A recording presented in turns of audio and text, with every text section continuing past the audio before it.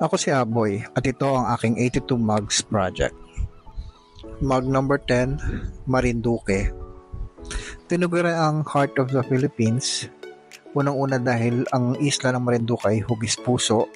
Pangalawa, nagkataong siya rin ang center of geodetic mapping sa archipelago ng Pilipinas.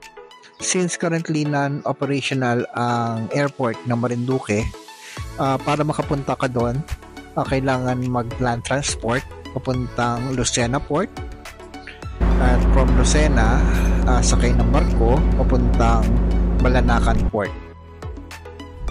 Sa daungan ng Balanacan, sasalubong kagad sa inyo ang isang malaking imahe ng Birhen ng Biglang Awa.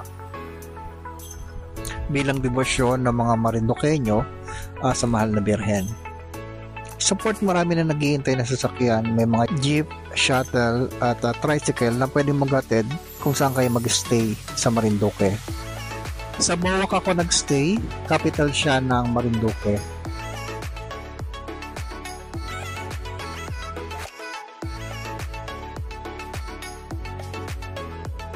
At dahil provincial capital siya, hindi naman ako nahirapan maghanap ng mga makakainan.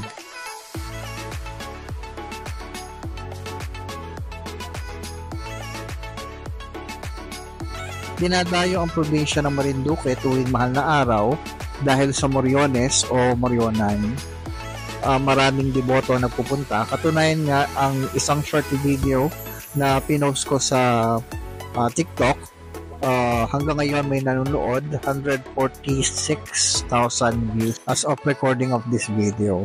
Katunayang marami talagang interesado sa Moriones. Since ang Holy Week ay summer season, sakto ang Marinduque marami ring mga tourist spot na paliguan na dinadayo. Pero ako, ang pinuntahan ko this time is Bolyasnin Beach. Usually mga locals ang nagpupunta ron. Dito ko muna tatapusin ang aking Marinduque adventure. Ako si Aboy ng Aboy Vlogs. Samahan niyo kong kumpletuhin ang aking 82 Mugs Project.